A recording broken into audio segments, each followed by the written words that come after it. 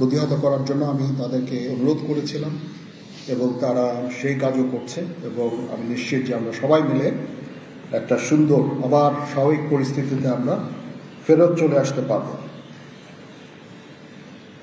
আপনারা জানেন যে আমরা কেয়ারটেকার গভর্নমেন্টের প্রধান ডক্টর ইউনূসকে আমরা নির্বাচন করেছি অনেক আলোচনা করে, আমরা নিজেদের মধ্যে অনেক আলোচনা করেছি এবং সমস্ত রাজনৈতিক নেতৃবৃন্দের সাথে, স্টুডেন্ট কোঅর্ডিনেটরদের সাথে আলোচনা করেছি, আমার সাথে নেভি চিফ এবং এয়ার চিফ ওনারাও ছিলেন এবং মহামান্য রাষ্ট্রপতির সাথে আমরা আলোচনা করেছি এবং আলোচনা করে আমরা সর্বসম্মতভাবে সম্মত হয়েছি এবং ওনার কাছে প্রস্তাব দিয়েছি চিফ অ্যাডভাইজার ডক্টর ইউনূসকে করার জন্য এবং উনি এখন আমাদের চিফ অ্যাডভাইজার। কালকে আসবেন, কালকে হয়তো দুপুরে উনি এসে পৌঁছাবেন, আমি ওনাকে রিসিভ করতে যাব। আমরা ওনাকে সর্বতোভাবে সহায়তা করব। আমি army chief, navy chief, air chief এবং আমি নিশ্চিত যে উনি সমস্ত রাজনৈতিক দল এবং সবার কাছ থেকে সাহায্য সহযোগিতা পাবেন, স্টুডেন্ট ফোরাম, স্টুডেন্টস, এবং আমরা সবাই মিলে ওনাকে সাহায্য করব এবং আমি নিশ্চিত যে তাহলে উনি অত্যন্ত সফলভাবে ওনার কাজ সমাধান করতে সক্ষম হবেন। অনেক ধরনের গুজব চলছে, আমি জনগণকে আহ্বান করব এই ধরনের গুজবে যেন কান না দেয়। আমরা একটা চমৎকার পরিবেশে সুন্দরভাবে সবাই মিলে আমরা কাজ করে যাচ্ছি। আমার সেনাবাহিনী নিয়ে বিভিন্ন সেনানিবাসের মধ্যে বিভিন্ন কিছু হচ্ছে ইত্যাদি সমস্ত গুজব রটনা করা হচ্ছে, এগুলোতে আপনারা কান দিবেন না এবং আপনারা এই ধরনের গুজব ছড়াতেও দয়া করে সাহায্য করবেন না। আমি জানি সবাই এটা ইচ্ছা করে করেন না, হয়তো আউট অফ প্যানিক আপনারা এটা করেন, এই জিনিসটা থেকে নিবৃত্ত থাকলে এটা ভালো হবে এবং আরেকজনকে কোনো নিশ্চিত না হয়ে কাউকে এ ধরনের কোনো খবর সংবাদ আপনারা দেওয়া থেকে বিরত থাকবেন, তাহলে এটা আমাদেরকে সাহায্য করবে।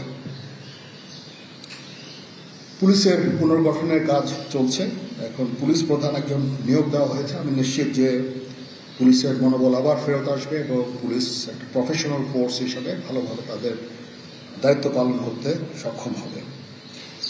সর্বশেষে আমি আপনাদের নিশ্চিত করতে চাচ্ছি যে সেনাবাহিনী, নৌবাহিনী, বিমান বাহিনী সর্বদা জনগণের সাথে আছে এবং থাকবে এবং আমরা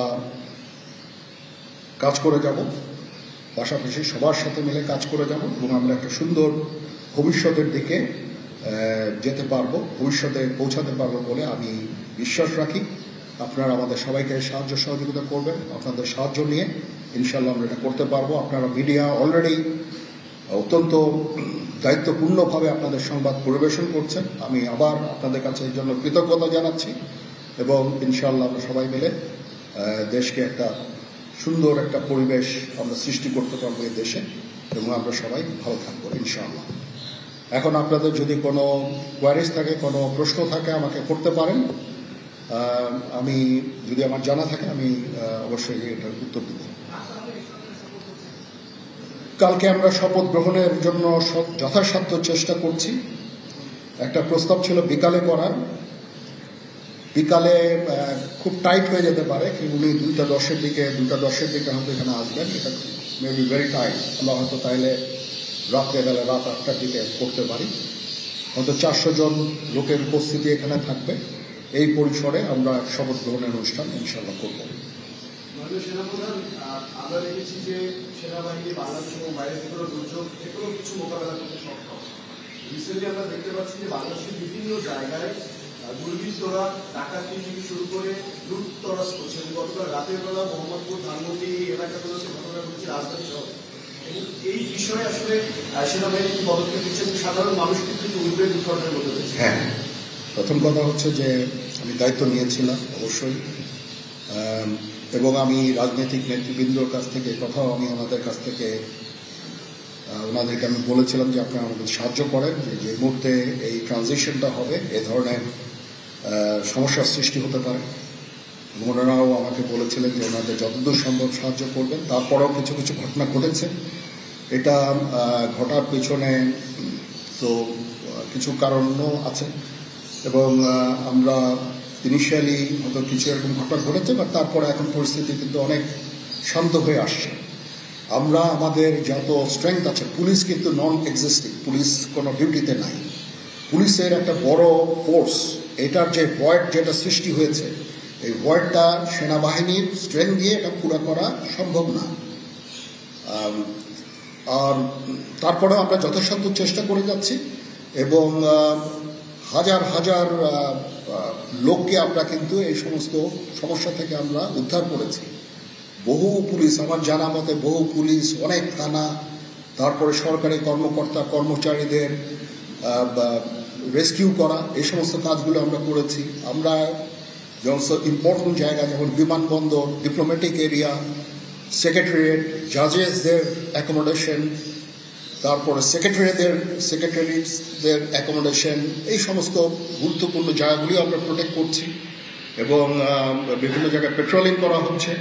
তারপরেও একটা ইনিশিয়ালি দু একদিন এটা হয়েছে, সেজন্য আমি অত্যন্ত দুঃখিত এবং বিব্রত। যাই হোক, এটা আমার যে স্ট্রেংথ যা ছিল এটা নেভি এয়ারফোর্সও তারা তাদের মতো করে করেছে। আমরা যথাসাধ্য চেষ্টা করেছি, তারপরেও কিছু হয়ে গেছে। এটা আমার জাস্ট সিম্পলি আমাদের এনাফ স্ট্রেংথ ছিল না।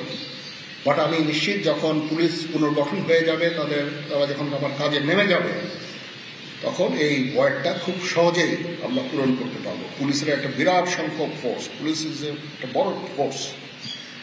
তো এই ফোর্স যদি নিষ্ক্রিয় হয়ে যায়, সেটার ভয়েড পূরণ করা সেনাবাহিনী, বিমান বাহিনী, নৌবাহিনী সবার পক্ষে সম্ভব না। আমরা এটার জন্য ডিজাইন করব। যাই হোক, আমি নিশ্চিত যে খুব শীঘ্রই তারা পুনর্গঠিত হবে এবং এই সমস্ত ভ্যান্ডালিজম এগুলোকে প্রতিহত করতে সমর্থ হবে। বাট আমি এটুকু আপনাদের বলছি যে যারা এই সমস্ত কাজে জড়িয়েছে তাদেরকে আমরা আইনের আওতায় আনার সর্বোচ্চ চেষ্টা আমরা করব। নেক্সট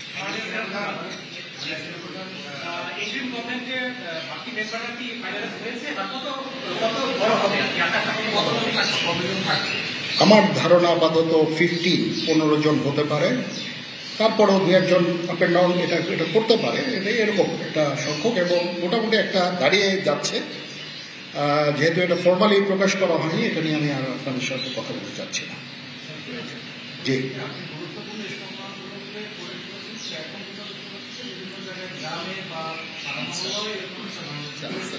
হ্যাঁ হচ্ছে, বাট সংখ্যা অনেক কমে এসেছে। একদিন দুদিন, প্রথম 1-2 দিনে যেটা হয়েছে সংখ্যা অনেক কমে এসেছে। আমরা আনসার ভিডিপিকেও কাজে লাগিয়েছি এবং আমি তো বললাম যে ছাত্ররা আমাদের সাহায্য করছে বিভিন্ন গ্রামে গঞ্জে। তারা এই কাজগুলোর মাধ্যমে, তাদের উপস্থিতির মাধ্যমে আমাদের সাহায্য করছে এবং বিএনসিসিকেও আমরা এটা বেশ করতে আমরা হয়তো এমপ্লয় করবো এই কাজে। আমি আমার যত ফোর্স আছে মিলিটারি সব অল ডিপ্লয়েড এবং তারা তাদের সাধ্য মতো এই কাজে নিয়োজিত।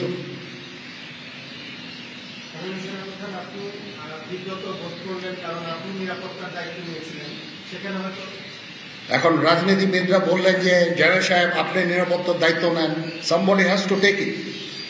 তো আমি আর তো কেউ নেওয়ার নাই, আমি নিয়েছি এবং যদি কোনো ব্যর্থতা থাকে সে দায়িত্ব আমার। আমি আমার সাধ্যমতো চেষ্টা